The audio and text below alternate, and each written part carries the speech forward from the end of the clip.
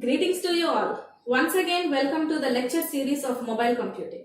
In the last class, we have discussed the objectives, syllabus and the outcomes of the mobile computing course. Well, today we are going to discuss the fundamental concepts in mobile computing. Fine.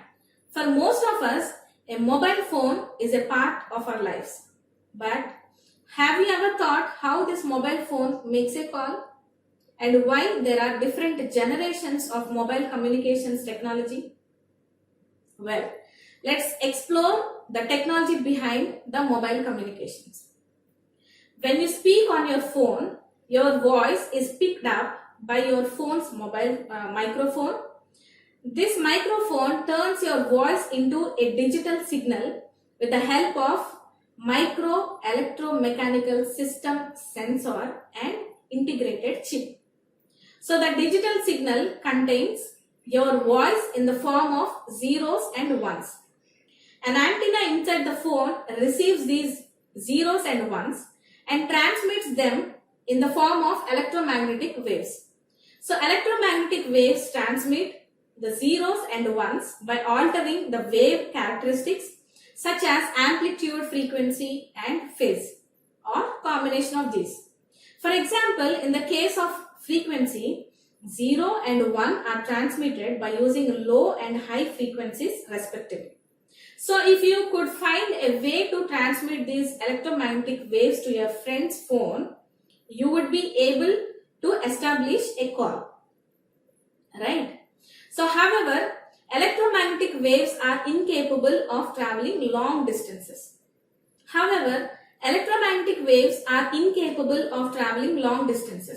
They lose their strength due to the presence of some physical objects, electrical equipment and some environmental factors. So in fact, if there were no such issues, even then electromagnetic wave would not carry forever. Because of the Earth's curved surface. To overcome these issues, cell towers were introduced using the concept of cellular technology. So in cellular technology, a geographical area is divided into hexagonal cells with each cell having its own tower and frequency slot. So generally these cell towers are connected through wires or more specifically optical fiber cables. These optical fiber cables are laid under the ground or the ocean to provide national or international connectivity. Electromagnetic waves produced by your phone are picked up by the tower in your cell and convert them into a high frequency light pulses. These light pulses are carried to the base transceiver box located at the base of the tower for further signal processing. So after processing your voice signal, it is routed towards the destination tower. So upon receiving these pulses, the destination tower radiates it outwards. So in the form of electromagnetic waves and your friend's phone then receives the signal. This signal undergoes a reverse process and your friend hears your voice on your phone. So it's true that mobile communications are not entirely wireless. They do have wired cables. Okay. So this is how mobile communications are carried out.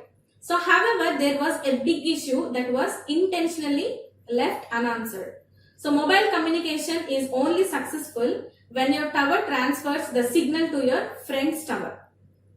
So when we make a call from one part of the country to another part of the country, practically every city is divided into small areas. Each area is called a cell. So a basic geographical unit of a cellular communication system.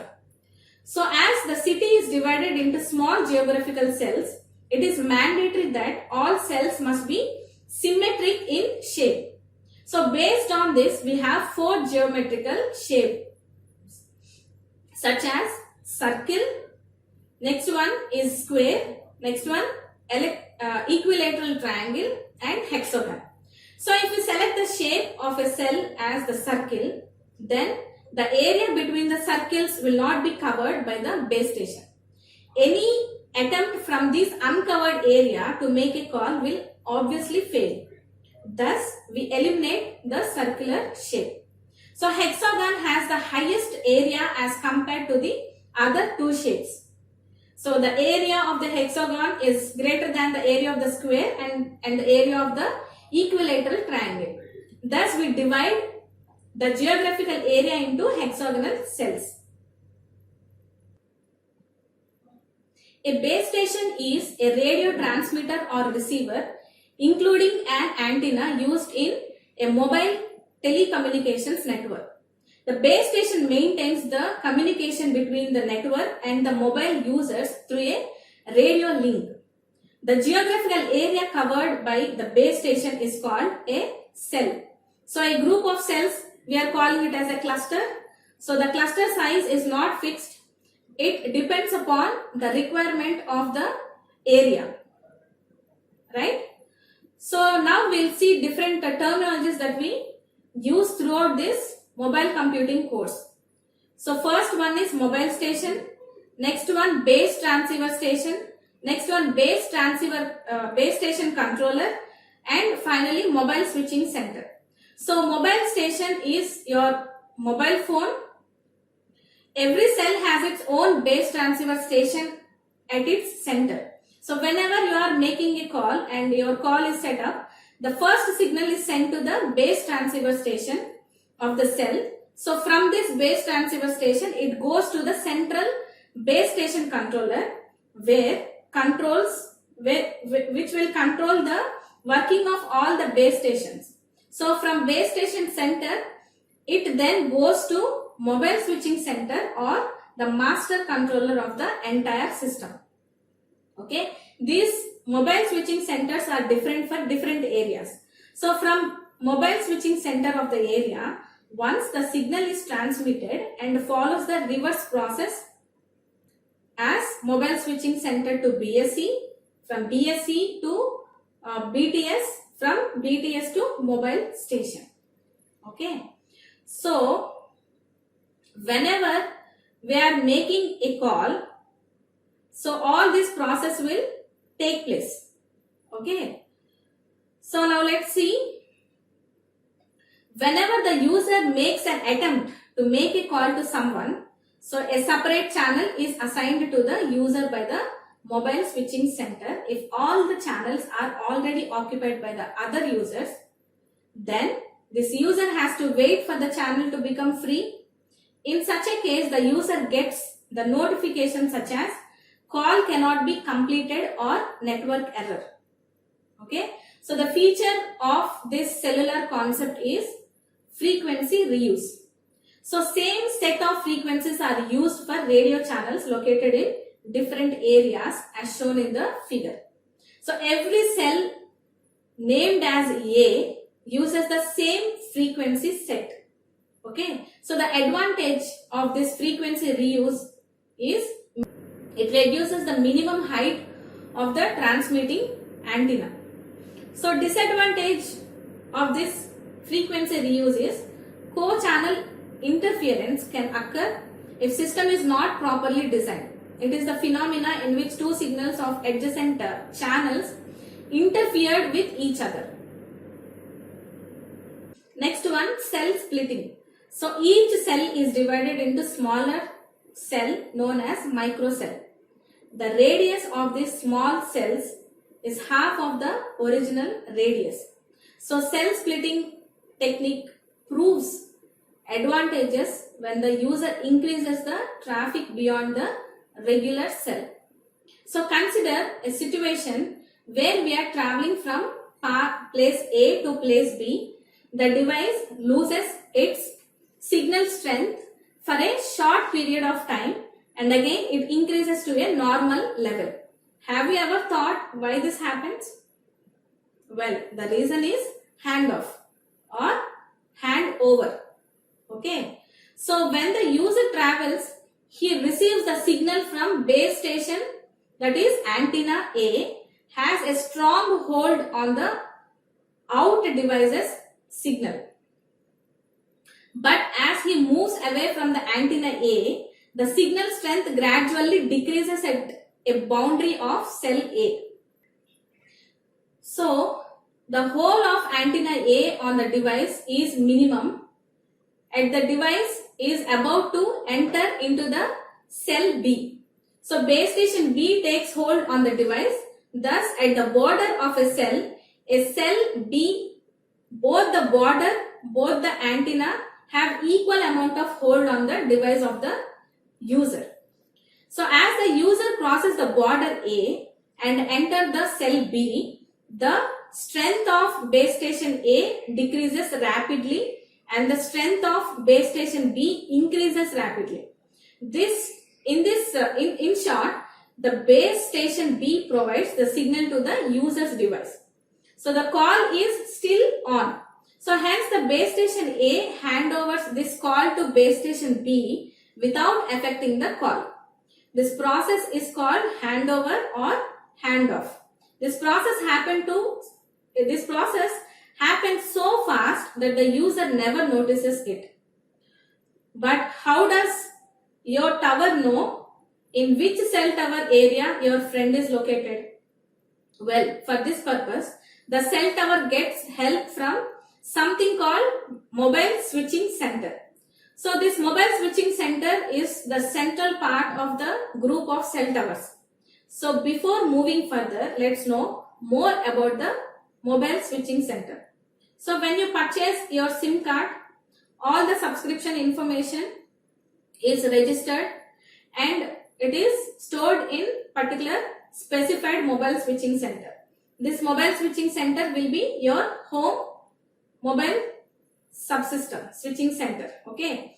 So this MSC stores information such as service plans, your current location and your activity status. So if you move outside the range of your home mobile switching center, the new mobile switching center which serves you instead is known as a foreign mobile switching center. As you enter a foreign mobile switching center region, it communicates with your home mobile switching center, right? So you have home network and also the visitors network. So in short, your home mobile switching center always knows which mobile center you are in.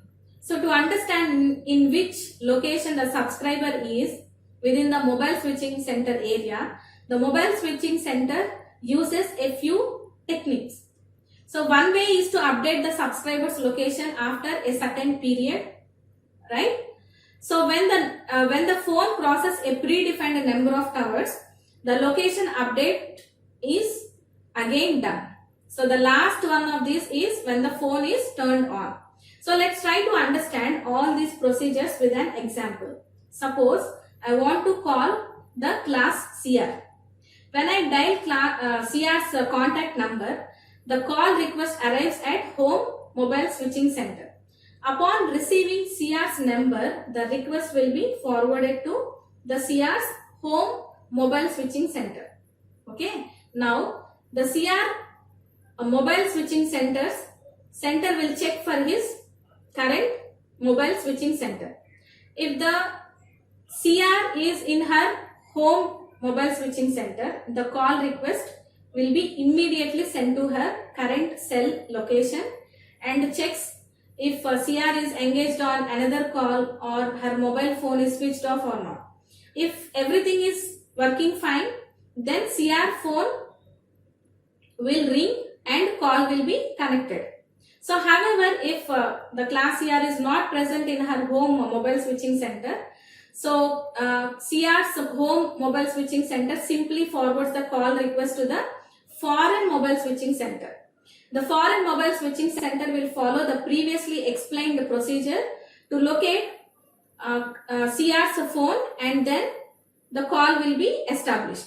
So now let's discuss why the frequency spectrum is quite important in mobile phone communication. So to transfer zeros and ones in the digital communication, each subscriber is allocated a frequency range. So however, the frequency spectrum available for cellular communications is quite limited and there are billions of subscribers. So this issue is solved with the help of two technologies. So one is frequency slot distribution and the second one is multiple access technique. So in the first technique, different frequencies are carefully allocated to different cell towers. In multiple access technique, this frequency slot is efficiently distributed among all the active users in that particular cell area. Now the big question is why there are different generations of mobile phone technologies.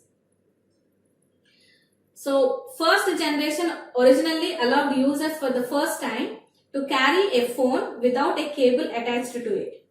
But first generation suffered from two major problems. The first problem was that the wireless transmission was in analog format. Analog signals that are easily, all these analog signals are easily altered by the external sources. So it provided poor voice quality and poor security. So, and the second problem was it is used the frequency. So frequency division multiple access technique is used in which the available spectrum is used in an efficient way, right? So these factors paved a path. These factors paved a way for 2G, that is second generation of mobile computing. So second generation used different digital multiple access technologies, namely time division multiple access or code division multiple access technologies. The 2G also introduced a revolutionary data services, so SMS and internet browsing. So second generation systems use circuit switching for mobile communication. So 2.G, that is 2.5 generation systems use circuit switching for voice and packet switching for data. So third generation technology was focused on giving a higher data rate transfer speed. So it used a wideband code division multiple access technique along with an increased bandwidth. So to achieve this, the 3G speed of 2 Mbps allowed the transfer of data for use as such as GPS videos, voice calls, etc. So third generation systems use packet switching for voice and data. So third generation was a huge step in the transformation of the basic phone to a smartphone. So next came the fourth generation, which achieved a speed of 20 to 100 Mbps. This was suitable for high resolution movies and television. This higher speed was made possible due to the OFDM, that is orthogonal frequency division multiplexing. It is a multiple access technology and a MIMO technology, that is multiple input and multiple output. So MIMO uses multiple transmitter receiver antennas inside both the mobile phone and the tower. So the next generation of mobile communications is 5G. To be rolled out soon, we will use enhanced MIMO technology and millimeter waves. So it will provide seamless connectivity to support the Internet of Things, that is IoT, such as driverless cars and smart homes.